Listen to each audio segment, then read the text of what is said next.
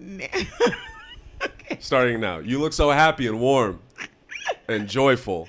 Yeah. I've never seen someone with so much exuding positivity from. Don't be an asshole. Okay. No, but yeah. So okay. So what brought you to Chicago specifically?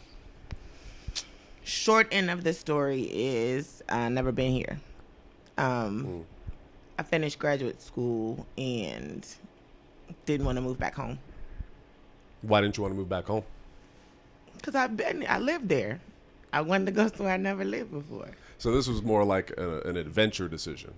We can go with that. Yeah. Okay. It turned into an adventure, so absolutely. How are you liking it so far? How long you been out here? I've been in Chicago for a while. Oh, okay. Yeah. So you're basically you used to. I believe everything. the word is a denizen.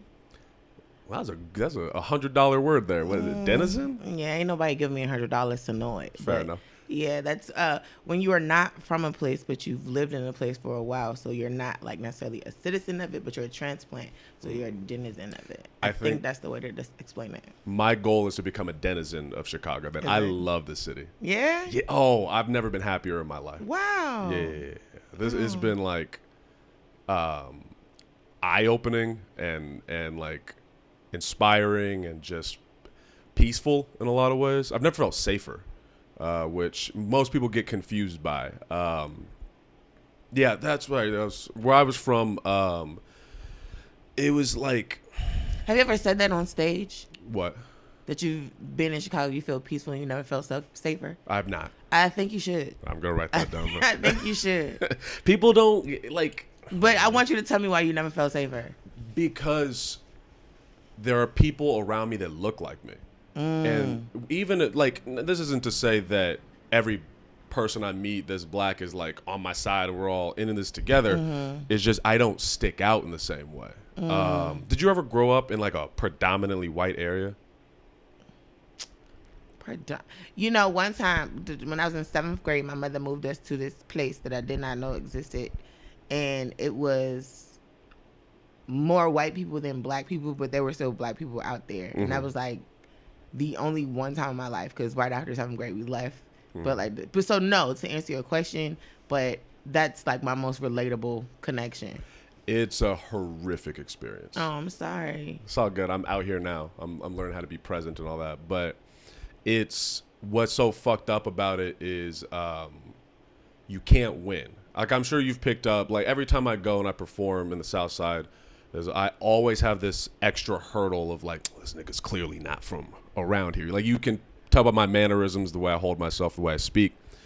And so you end up in this position where you're too black for the white kids and too white for the black kids.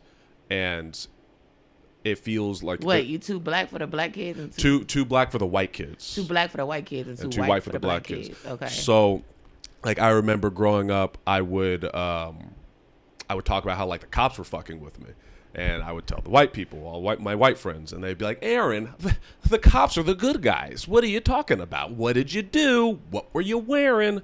And then I'd be around the black kids, and they'd be like, man, this nigga, he ain't even really black or whatever. Carlton, that's a classic one. And so Carlton, this nigga Carlton, dog. He's wearing sweater vests, my nigga. This is Carlton. Them Skechers, them light up Skechers, niggas, Carlton. And so you end up like this sense of like loneliness and this feeling of like you're the only person dealing with what you're dealing with. How old are you? I'm an adult. Okay, we'll leave it there. My birthday just passed, actually. It was January 3rd. Happy birthday at being 21 again. And I won't take 21 because that's you too do dumb young. shit. Okay, 27. We're just going to an adult. Like, okay, you're an adult. I appreciate my age, but you know, a lady never tells. She's never tells. You grown. That's what it Very is. much so. You know the how do I put it? It as you get older, that type of stuff kind of goes away, and as time has gone on, and since Trump, there's been this. There's been this unifying feeling I've had amongst the black community more, where this motherfucker's been so bad and so toxic that it kind of doesn't matter how I sound or how I hold myself in the same way, which has been, unintended positive consequence. Yeah. And the other unintended positive consequence has been, this is my favorite. I don't like this man at all. This is my favorite thing about Trump, was that he made white people bold enough to finally say with their goddamn chests. And at bare minimum, that's all I wanted. Where I was from, I was just gaslit and fucking messed with mentally, where I was told that basically racism doesn't exist when I'm experiencing it. And it makes you feel genuinely insane. Like, this is the first time I've ever felt sane out here. Wow. Yeah. Wow. Well, welcome to sanity. Thank you. It's been very nice. We are not the sum of our experiences, but our experiences do inform us as people, how we treat people. So I'm really sorry that was your experience, but I feel like it'll just make you a better person. That's I'm not trying to negate that, but I'm saying like what you're describing, I'm saying I'm better. I feel I know what it's like to know that feeling. So now that I'm not experiencing that, life is much better for me. What was the feeling that you had? Like, what was your big thing, your struggle? My struggle? Yeah. We get deep on my podcast. I want to know your inner soul, you know. Okay. Well, you gotta take me to dinner. Like, I offered to make some French fries. You did. I said I would make homemade that. French fries. I got bagels. What else? I got top ramen. I don't know if I could define like a struggle or one struggle. I feel like life in itself is a game that we're all trying to figure out how to play. And, whatever we determine as success or victory, when our time is up, it's just that. You said you were graduate program. What did you study? Public administration. What is that? Like becoming an alderman? Like, what does that mean? So that's part of it. Okay. Bureaucracy. I have to slow down when I say that word. That's one of those. Is a part of it. My main focus was like organizational development and leadership. So just like understanding how companies function and helping them function better. Okay. Yeah. And that's you're doing that right now as your job? To a great degree. And to a great degree. Okay. You got so much confidence. What do you like it? I love it. It doesn't feel like work. So yeah. So, man. Yeah, I'm glad I'm talking to you. So is stand-up the ultimate career goal? Yeah. Stand-up entertainment in general. But yes, stand-up, I feel like I could always do stand-up and just like retire as a stand-up. Why? I mean, if you... I'm just going to project my feelings onto you. No, I appreciate your honesty. Yeah. If you have a job where you feel fulfilled and you feel happy, what the fuck would make you want to do the comedy thing? You know what I mean? The word you just said was fulfilled. I never said I was fulfilled. Ooh, okay. You asked me, do I like what I do? I said, I love what I do. But is that fulfilling? Am I like content? Like, I'm going to do this for the rest of my life and be good? Absolutely not. Growth is always the goal. And however I can grow within my talents, within my desires, within my heart, then that's what I want to do. You... What? You are... not so this is one of the reasons why I like sitting down and talking. Like at an open mic or at a show, you're not gonna get that same in-depth conversation about somebody. And when I moved out here, all I had were assumptions about people. And your vibe, when I first saw you, that I remember thinking, all right, she's really funny. You're comedians, like, yeah, I especially love the your I'm pretty sure it's your closing bit, the Indian dude on the phone. I don't know what the fuck he was, but you make him sound pretty goddamn Indian. I don't know what he was. Sometimes I use it as a closer. It depends, but continue. I mean, I love that bit. It's one that goes through my head movies. And you just seemed... mysterious is not the right word. You seemed thoughtful. Oh, thank you. Yeah. When I go to the mics or whatever, when I'd see you, there was something about you that was like, there was a calm about you that I wasn't I didn't feel from other, you know what I'm saying? Okay, I appreciate that. Thank you. What when did you start doing comedy? So I my introduction to comedy came through improvisation and comedic acting in 2012. Why are you smiling? Cause you got like you'd be a great politician. Like you got a Michelle Obama thing going on. Okay. Like I don't know what you were expecting with this podcast, but this is what this podcast is. I'm enjoying it. I'm here. Well, that's good. Okay. Your water's there. Oh, is that what that was? Yeah. Okay. Yeah. You know, you see a cup with stuff in it before you sit down, you don't drink it. That's fair. See, street savvy as well. Very much so. I'm sorry, just comedy. So that was my introduction in 2012. Improvisation and comedic acting in Chicago. What am I answering? When did I get into comedy? Like what started it? What started you on the train of comedy? Actually, like pursuing comedy was being here. I've always had like an affinity for it and a great respect for comedy. Like, you know, I grew up, I'm probably about to age myself, but I grew up. Finally, we'll figure this out. Def Comedy Jam came on Saturday night. Like, so you were awake long enough, my cousins would wake me up, or my family. Like, that's something that we did. We sat around and we watched it together, and a lot of it I could understand. Some of it I was like, I just like that they have the ability to make these people laugh or whatever. And then my family is incredibly funny, like ridiculously funny. Sometimes unintentionally funny, but like funny. And I've always appreciated the value that laughter has on a person. Going off on a tangent real quick. Like, I have a daily goal to laugh from the pit of my stomach. Like, every day I want to laugh so hard my stomach hurts. Because, like, it literally releases, like, endorphins and dopamine. And if these are the wrong words and somebody wants to fact check me, I'm giving you the middle finger right now. But I believe that's what happens. And your nails are done, too. Oh, so you know, I'm a lady, so I just try to remain so, you know? So, like, I like the way that feels. And I like the way, like, comedy is universal. Laughter is universal.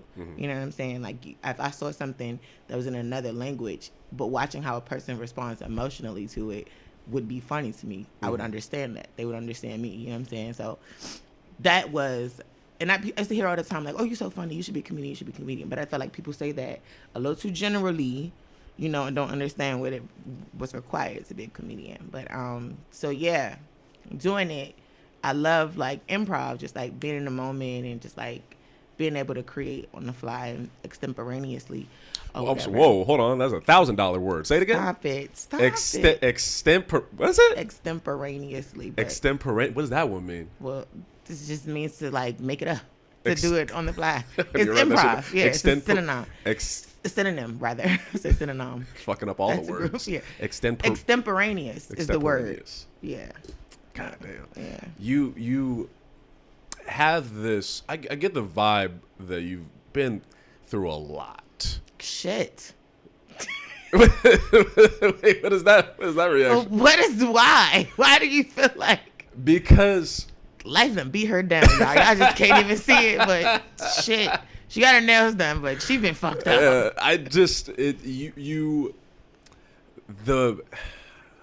It's the maturity. Okay. It feels like, it's reminding me of Matt Bright.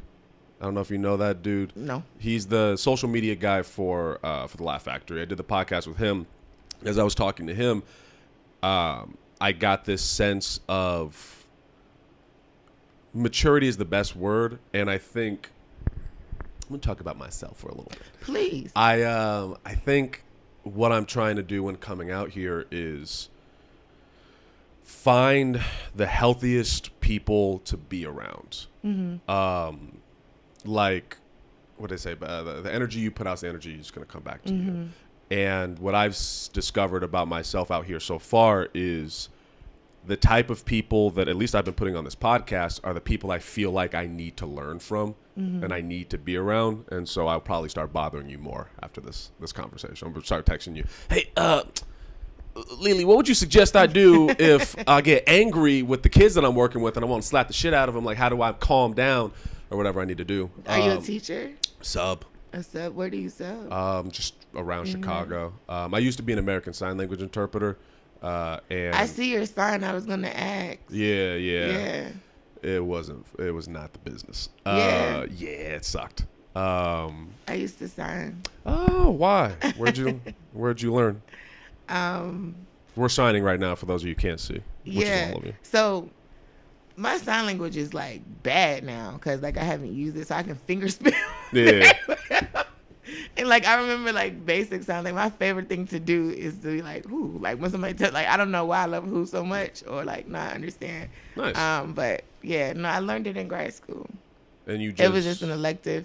Yeah. And you actually learned it. Yeah. I started teaching myself because I was going through my bachelor's degree. I was in mass media and communications. And, where? Cal State San Marcos. North San Diego. Okay.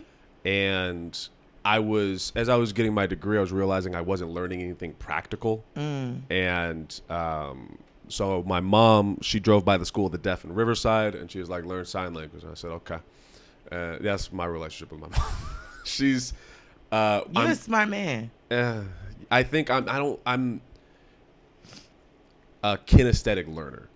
Okay, I'm very visual and experiential. Yeah. If you give me a thing to do, and you give me enough time, I'll learn how to do it. But if you want me to do geometry or whatever, like it doesn't click to me.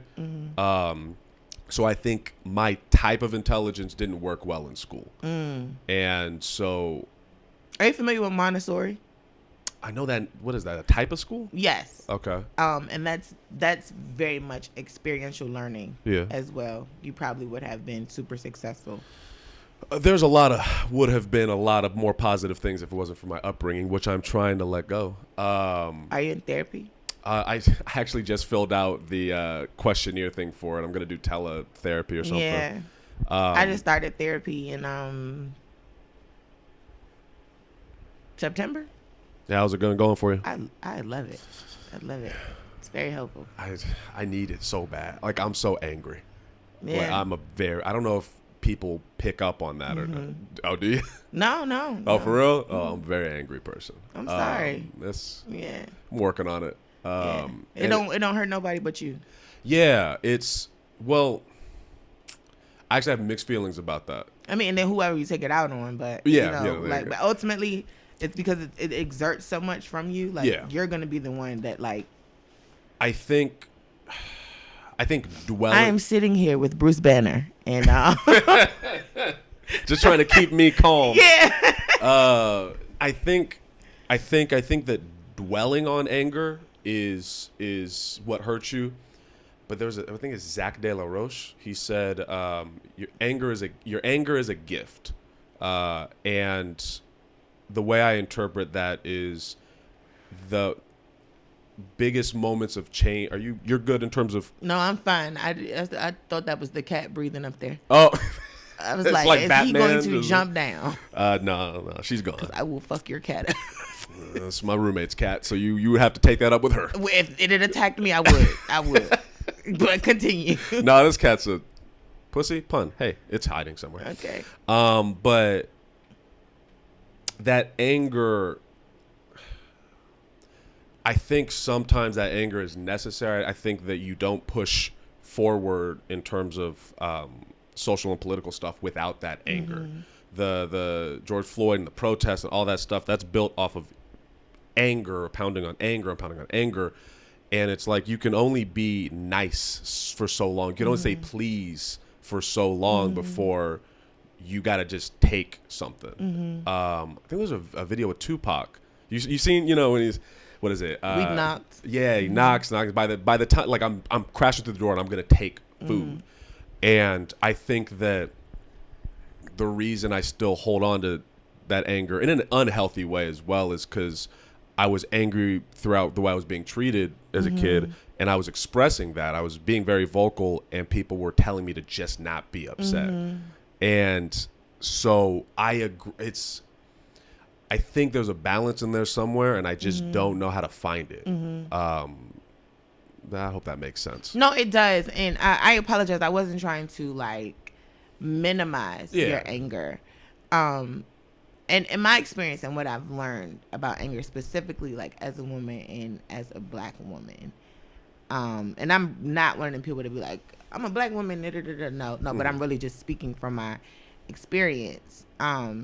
Anger is detrimental to me. For various reasons, because when it festers inside of your body, and then in turn it goes into your blood, and it goes into your organs, and it goes into your womb, and you have all of these problems and complications, and you can't figure out why, but it's because you've been holding on to anger. Not only were you holding on to anger, but from what I understand and have learned, and I do not know a lot of things, but anger is secondary. You recognize anger first, but anger is a response to being hurt, to being sad, to being dismissed, to being minimized, like, and then these things show up in anger. So when I say like ultimately anger ends up hurting you, I was speaking for myself. Like if I stay angry, like I'll physically get sick because it's just sitting in my body and it has nowhere to go. And so it's now, like I said, pounding on my organs and my womb and things like that. So, but anger is honest as well. Like I'm not saying never get angry because that's an honest emotion. I'm saying just don't stay that way. Right. Yeah. I think that's what I have trouble with, like sitting in the anger. And there, I mean, there was a point where I would sit in the anger kind of like a hot tub. And I would just be like, yeah, man, fuck everybody. I'm so right. And it's like, it just wasn't healthy. I do have a question, though. I'm trying to figure out how to word it because I'm not the best with tact. Okay, we'll just ask it and then we'll go through it. Okay, we'll suss it out. Yeah. As a black woman, the idea of being told that you come off angry seems to be triggering. At least when this all started. Why is that? Well, first of all, I don't like for nobody to tell me how I feel, period. Okay. You know what I'm saying? Like, especially if that's not how I feel, like you don't get to dictate my emotions. That's one thing. But to always be assumed that you're angry or you're mad, you know, like nobody wants to be around the angry person. Nobody wants to be around the mad person. You're telling me I'm a cloud and I'm just about to ruin everything because here she come with her angry ass. And it's like, no, right now I'm not. But even if I was, I'm allowed that. You know, let me process that. Let me express that. I don't want to stay that. But to just automatically be assumed that something's wrong with me is just not a good feeling or whatever. Like, I don't know. Like, resting bitch face confuses me. Because I don't know nobody outside of the Joker that just smiles the entire time. Like, when they not doing anything or whatever. And, like, so my response to being cold might have looked like angry, but I'm just fucking cold. So, okay, that's, like... What are you writing down? I wrote down, I feel safe in Chicago. Okay. And then I just wrote down response to being cold, and then I was about to jump off from that. Okay. I think I have like ADHD or something, and if I don't write it down, it's gonna go away. Okay. I think in this I'm having like a culture shock a little bit out here. Okay. Because of the cold? No, the cold I love. You look at me. What was that face? What was that reaction? Okay. Okay. All right. It is what it is. Culture shock racially, because when I go like to the Southside mics, especially in the beginning, I couldn't navigate. It was really frustrating because I'm like, okay, this feels better. Like I feel better here, but I don't feel understood here. I definitely feel like an outsider, and I still feel that to some degree. I mean, it's going to take a while for people to get used to me. But where I'm from, that smile shit is it's a white culture thing.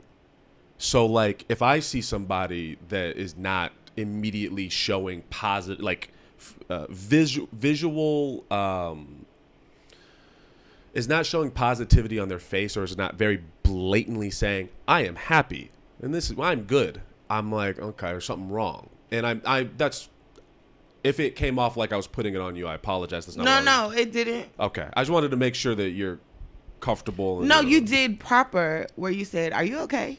Okay. Yeah, like you checked in, and I didn't even know that. Like that's how I was coming off, and I appreciate you asking, because then I can say, "No, I'm cold." Okay, whatever. cool. But I don't know, you know what I'm saying, if you got access to heat. I'm not being funny, you know what I'm saying? Like, Yeah. shit be wild out here, so yeah. I get you. I wasn't gonna complain. I was gonna deal with it.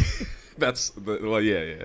Well, I'm glad that I didn't. I came about it in a proper way, but this is it's weird. Like I prefer your cold face.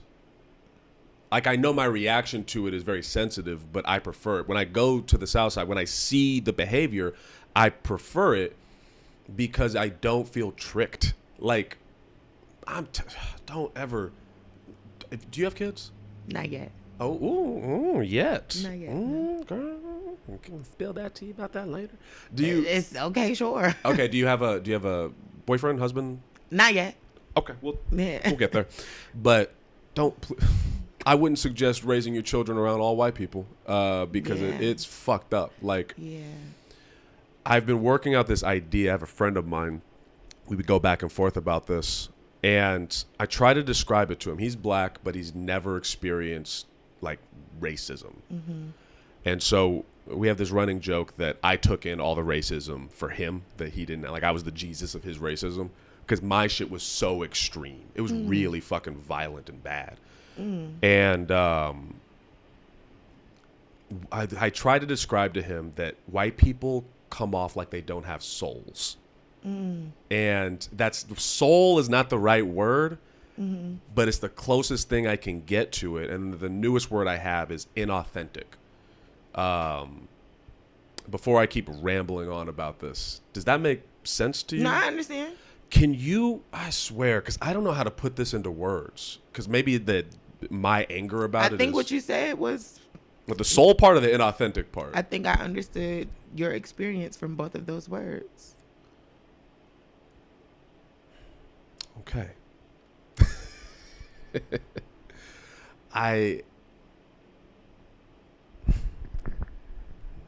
You're an enigma to me. Okay.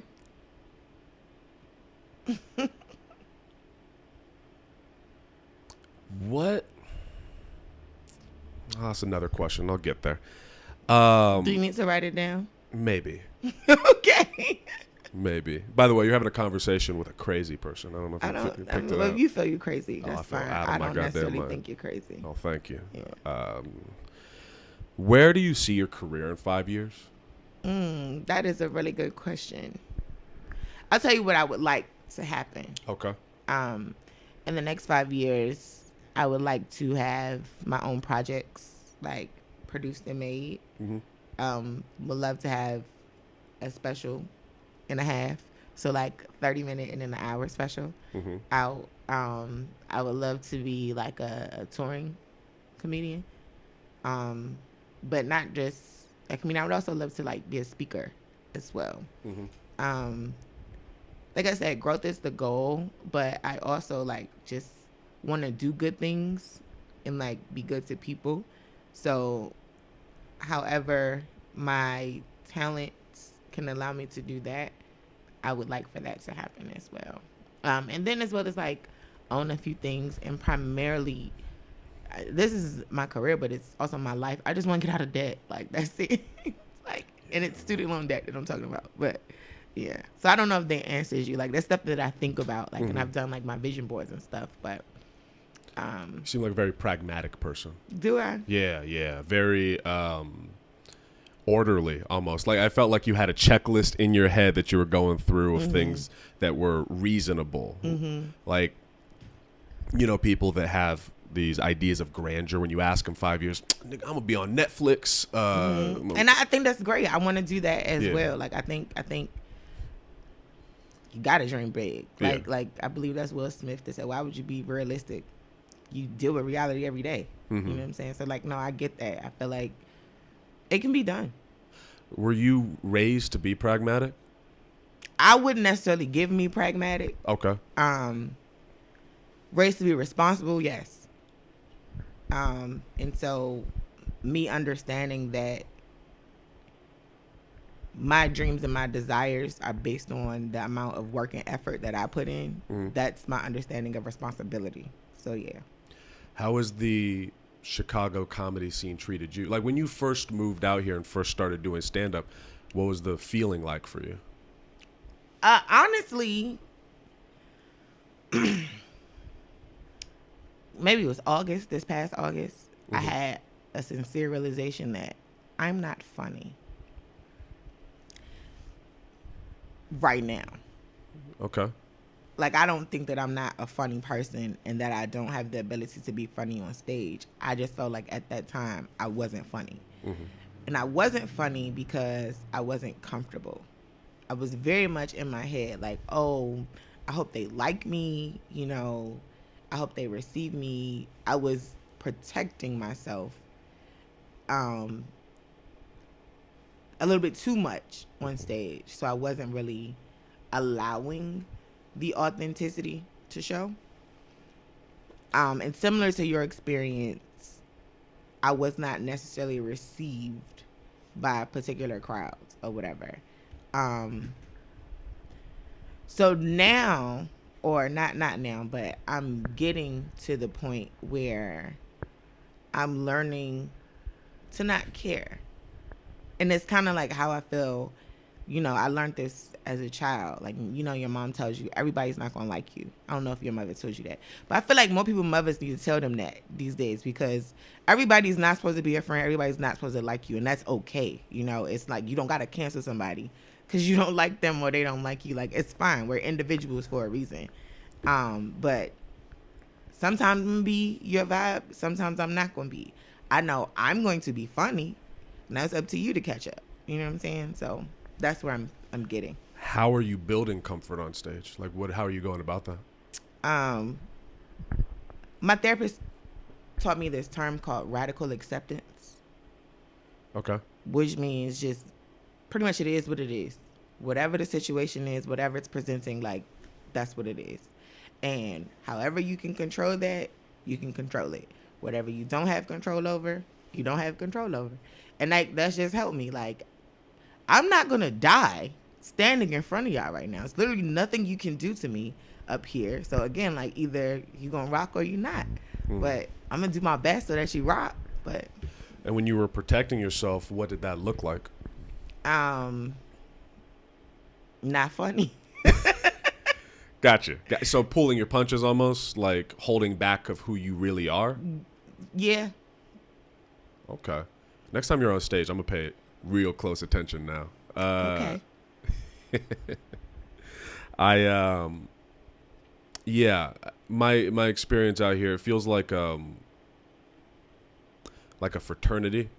Okay. I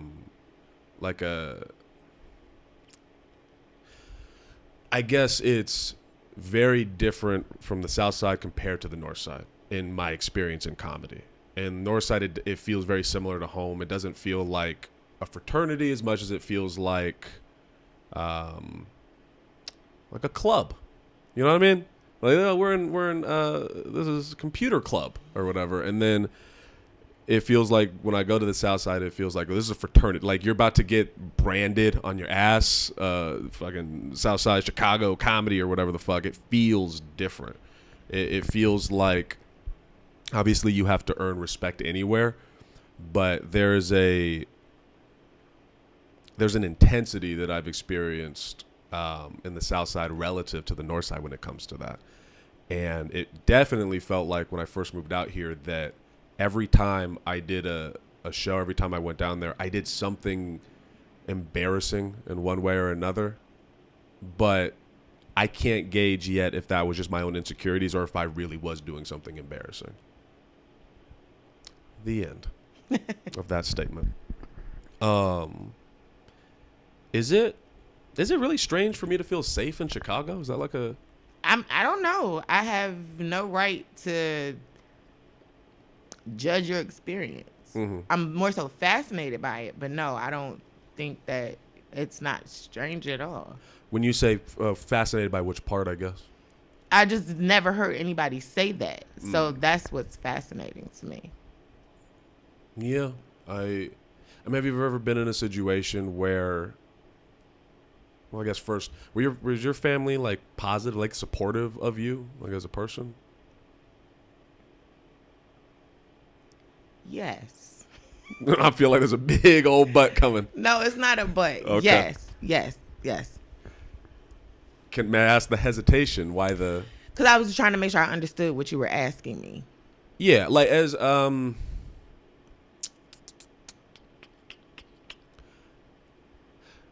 think this would be an interesting... We'll see if I can make this make sense.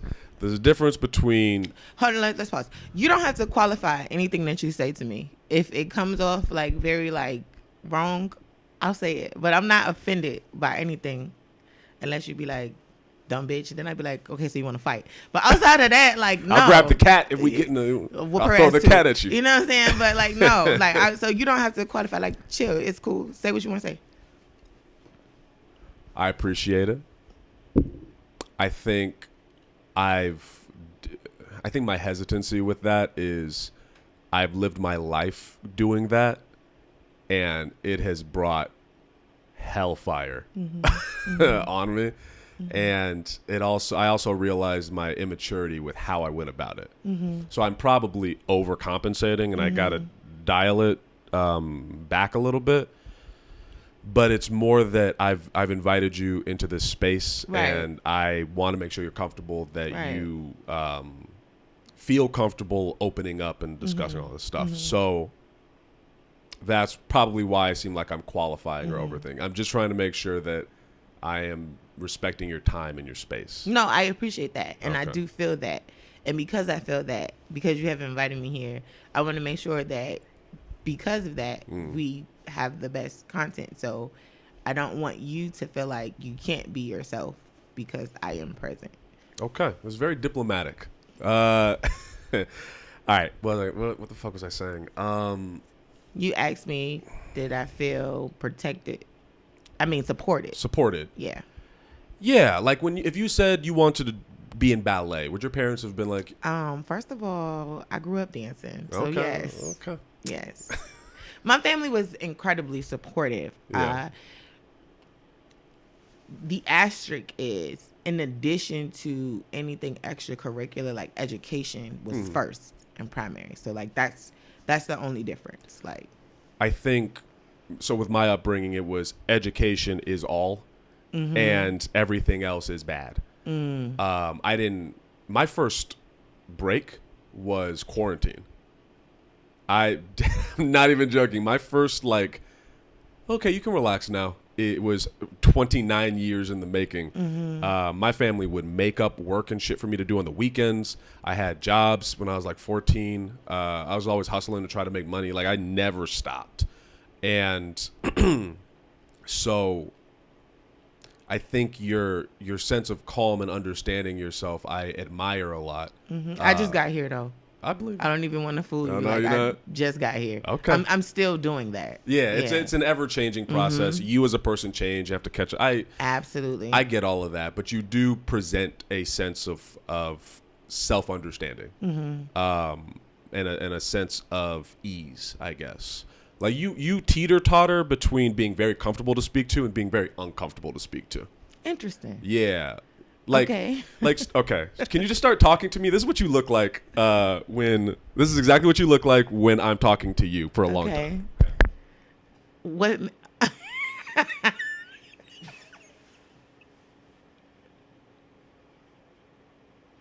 I knew it was coming.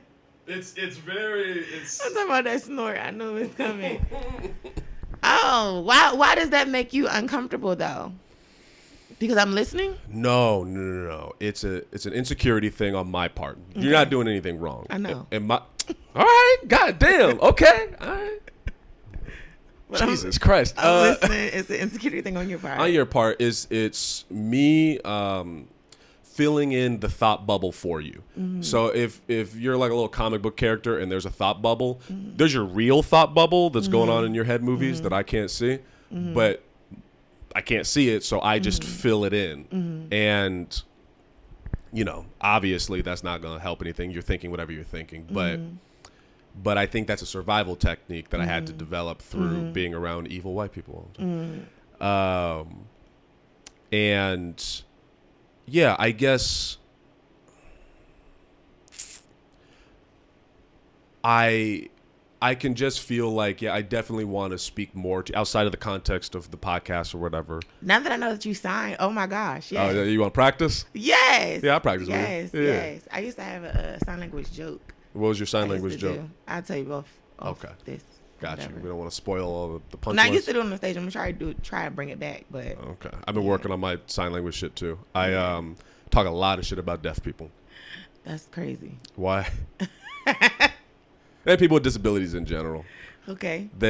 I think there's this misunderstanding about them that, like, just because someone has a disability, they're inherently a good person. Is not the case. It's real fucked up. Okay. Yeah. Okay. Okay. I'm not a judgmental person. Okay. So you be looking at me like, what? It's really nothing. I feel like I said, we're all individuals. You have a right to feel however you feel. Yeah. Whatever your thoughts are, they're just that yours. Yeah. If I need to leave and protect myself, I'll do that. But outside of that, like, live your life. I'm gonna message you in the morning and ask for affirmations. And I don't have any. Like, you keep dropping these little nuggets. That's just what I've learned in life. And outside of reading the Bible, like, I don't necessarily have affirmations for real. But yeah. Do you read the Bible consistently? Not as much as I would like to. Why? Poor practice. I mean, why? I assume you hold the Bible in high reverence. I'm a Christian, yes. I Okay. believe in Christ. Absolutely. Okay. Yeah. This is going to be a fun road to go down. Okay. Why? Why? Do you? Okay, I guess to start off, are you fundamentalist? Like, when you read it, do you read it as literal, or do you read it as fable, story, allegory? Mix? I read it as information. What does that mean? That's a political answer. No, that's the truth. I read it as information. Information like a textbook, like a history textbook information? Well, to a great degree it is. Okay. But instruction, guidance, information, wisdom. Did you grow up Christian?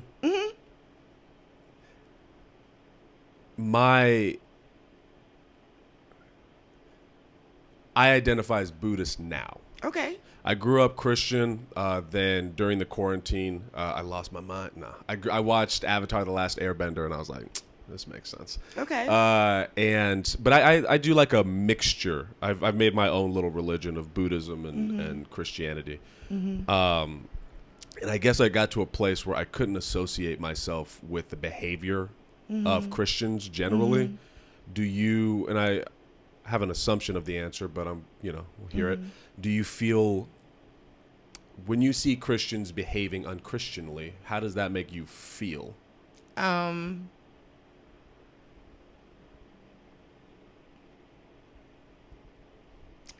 don't know how it makes me feel. Like, if I see somebody doing something that's not right, I would acknowledge that that's not right. But I can't express this enough. Like, we all have our own journeys. And so whatever you are doing in that moment, like, that's your journey. My job as a Christian is to love you through it. I don't have a heaven or hell to put you in. So I can't really, like, condemn you for that. You know what I'm saying? Yeah. Like I said, like, we are not necessarily the sum of our experiences, but our experiences inform who we are. Can you elaborate on that? My grandmother would say, like, you don't have to look like what you've been through. So, in the sense that although you've done these things, you've had these experiences, it doesn't mean that, like, if you've only done bad your whole life, it does not necessarily mean that you are a bad person. it just now informs the way you make decisions. So either because you've done bad your whole life and you're going to continue to either make bad decisions or do bad things, or you can be like, hey, I did that. That wasn't right. That wasn't good. Let me change and do better. So now I'm doing those things. Is there a line or is there a point where you would say someone has become a bad person, or is that not feasible? I don't know. Honestly, I think that like I would have to have been in that to feel like that. Like I know what it feels like to have somebody hurt me or to be hurt by something somebody's done, but I still at the end of the day can't feel like, you're an awful person. Mm-hmm. Like that was just fucked up what you did. I think I'm just a more judgmental person than you are. And that's okay. Like you have every right to be who you are. Even with No, it's crazy. Like I used to joke with my best friends about this. Like I'm so forgiving, and like one of my best friends, she like, nah, fuck out of here. I'm done. You know what I'm saying? But like me, like I'd be like, 357 times, it's okay. You'll get it right. The 358th, like it's okay. Have you always been that forgiving? Unfortunately. You said unfortunately. Yeah, it's a gift, and I can hurt myself by being like that. Yeah. But yeah. Yeah. I definitely got to disagree with at this point, I would say there are people that are just bad. And I've learned it even further through working with children. Where I'm like, oh, okay, you didn't need to exist. Like, someone should have aborted this little motherfucker. Like, I've met some of these kids, young kids, where there is, I don't know the statistics of how many sociopaths and psychopaths are in the world, but it's a really strange feeling to be in a bunch of different schools, and every class there's an archetype, right? Like every class I go to, there's the kid that there's. You watch Recess growing up? Okay, I'm gonna age you a little more. Try to figure that shit out still. Remember Randall? There's a Randall in every class, and there's a TJ in every class, and in every class there's one or two sociopaths and psychopaths. Where I look at this kid, I'm like, there's fucking nothing behind your eyes. Like you, I can't say which school, and I got kicked out of it for speaking the truth there. So we'll probably talk about that off the record. But there's this kid who, like, thinking about his face, it disturbs me. Like, it chills me. This kid is not, he doesn't care about people, and not in like a kid's, like a self-absorbed way, in like a cold way. He doesn't care about people. He doesn't have any sense of empathy. And when you look in his eyes, when you look someone in the eyes, have you ever met someone that's just like a snake? There's just nothing there. Do you know what I'm saying? Mm-hmm. I see these kids every day, and I've been working with fucking just the most evil people, and I've grown up in such a I don't want to say terrible place, a frustrating place that was without empathy and dealt with family members who are absolutely insane. So every step of the way, I would try to fight for that, holding on to that innocence, that whatever you're exuding, that understanding of people. Mm-hmm. I would try to fight for that, but I think I've gotten to a place where I'm like, yeah, this is just too much. Mm-hmm. And I guess part of the reason why I want to keep talking with you is because I want some of your attributes. I want to siphon away some of whatever it is that I find admirable about you. But at the same time, there's stuff where I don't think I will ever change in that way. And that's okay. No, that is. And I don't want to misconstrue it and say that,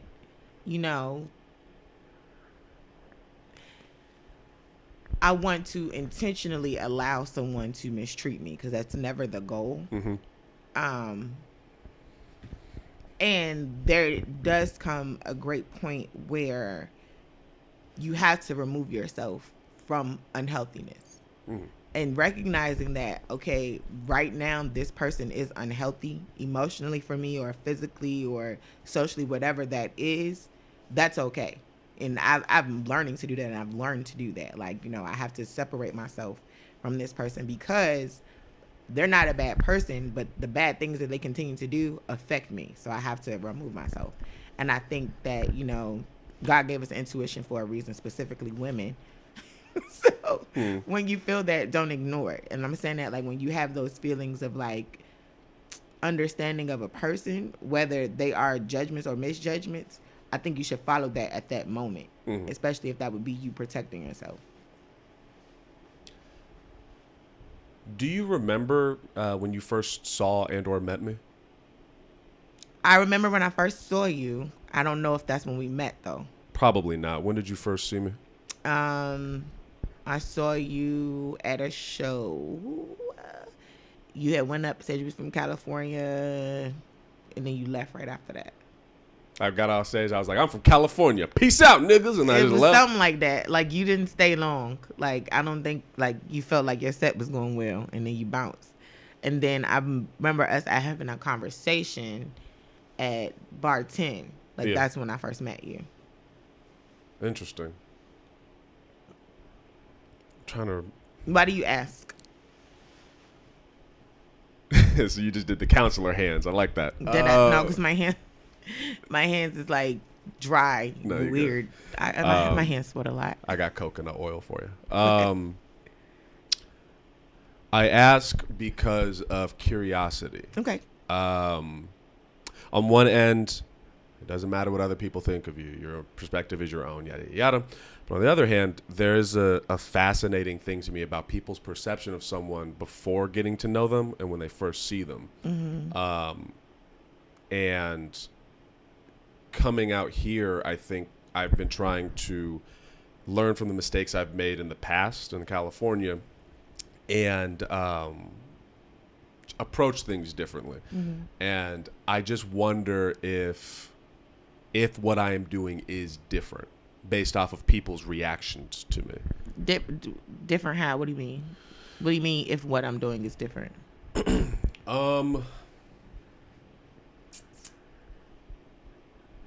If the way I hold myself is different from what it was in California. And you don't know what that was, so you only know... Yes, you are doing great. Oh, thanks. Appreciate it. I remember when I saw you at your school. It was crazy. Oh, yeah. No, not it just like...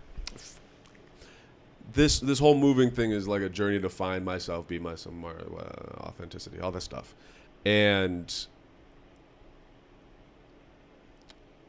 I guess it's the dichotomy of being yourself and who you are while also understanding you live in a society around other people and how that affects other people. Like some of the self-help stuff that I think can become detrimental when taken to the extreme is the hyper fixation on the self and not taking in consideration other people around you. And it's, trying to find that balance. So I was just curious what your initial perception of me was when you first saw me or first talked to me, especially then versus now. Like if I was or am the person you assumed me to be. I don't think I made an assumption about you. That makes sense. You don't judge. Yeah. I try not to.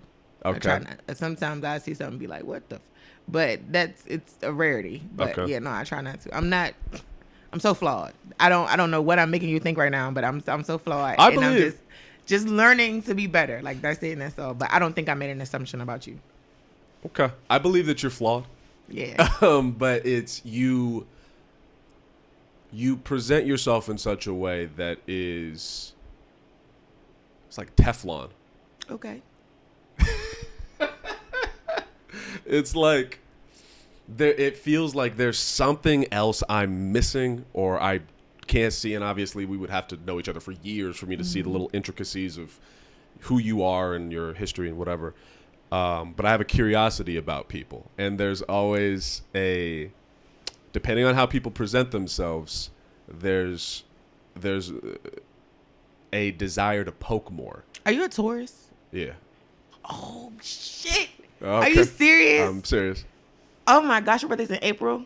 May 3rd. May 3rd. Okay. I don't know. You just gave me crazy Taurus energy. I don't know how I knew that. Like, so serious. It blew my mind. What is Taurus energy? I don't know. Like when you said like the whole like forgiving thing, like that my best friend, she's a Taurus. When I said she'd be like, fuck that, like for real, like that's.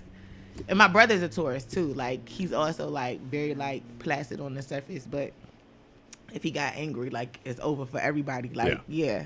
I don't know. You gave me crazy Taurus energy. All right, that's. Yeah. What are you? What is your? I'm a Capricorn. What do Capricorns do? Exactly what you see. That's why I thought it was interesting when you said pragmatic. That's an adjective that's been used to describe us. I wouldn't necessarily say I'm pragmatic, but the fact that I exuded that was interesting. Yeah. Yeah.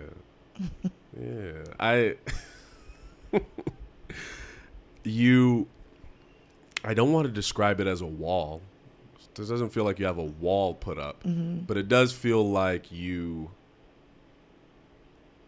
have your spokesperson. Like it feels like I'm talking to your spokesperson, which is fine. It's understandable. You don't know me, and this is the whole point of this podcast, is to get to know people. And I've also learned that building relationships takes time. And I used to be like, you're my friend now. You're my best friend, and I've decided it. But now I take the time to like, all right, well, let me feel a person out and let them feel me out or whatever. But it feels like I'm speaking to your spokesperson a little bit. Okay. I say okay because that's information you're giving me. That's not for me to dispute. That's how you feel. I know. I get it. I get it. The more I talk to you and the more I talk to these comics, everyone has their little quirks and I love it so much. Like I'm so happy to be out here because I feel understood for the first time. And maybe that's part of what I would mean about focusing on the self is important, but god damn it is community. Super fucking important. And where I was from, for real, I just felt like insane. Yeah. And then I come out here and I'm like, oh, you're a bunch of weirdos. This is interesting. Yeah, like I remember, I think the moment this started to really click was I went to the Laugh Factory Christmas party. And I walked in and I was looking around. It was awkward. And I thought it was me. I thought I was just being weird or something. And then I realized, like, oh no, these are a bunch of these are a bunch of people I see on stage present the most confident version of themselves. But when you strip that stage away and you put them around each other and they're not drunk or high or anything, there's an awkwardness to it that I almost appreciated. The end. No, and I think that is where I am in life. I just learned to accept people for who they are, not who I want somebody to be in my life or not like want them to. It's just like, you are who you are, and that's okay. Like, be you. Yeah, we're understanding each other here. I'll ask this question and then I'll let you go walk out in the cold. Get the fuck out. Okay. Get out of. I'll give you a bagel and then you can leave. And you don't want my French fries. They're delicious. One day. Anyway, is there anyone in the comedy scene, that you feel like is underrated, or that you think, oh, they're going to become like famous? They're gonna explode one day. I feel like that about a lot of people.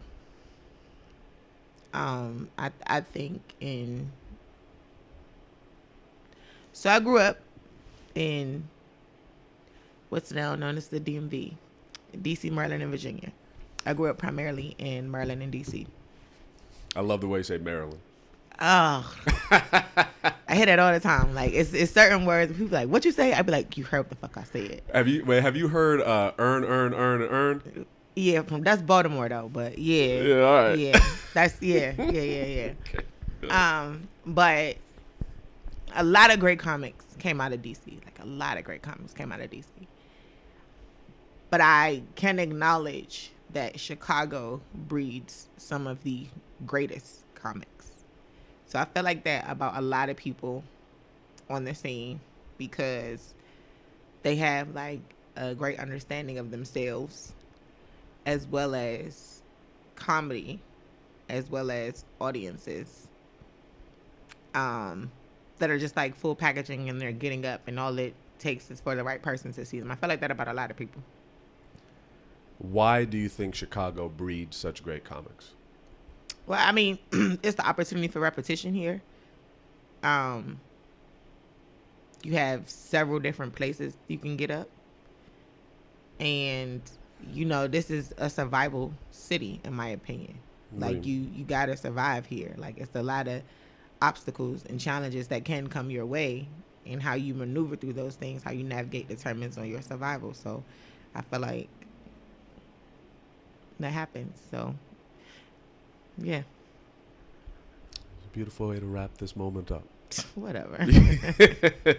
All right. Is there anything you want to say to whoever listens to this, if anybody? Oh, Johnny Gold, comment, send me a recording. I'll give you context for that after we're done recording. Anything else you want to say? No, thank you so much for having me. Well, thank you for coming here. Your time has been appreciated, and we'll till next time. All right. She waved.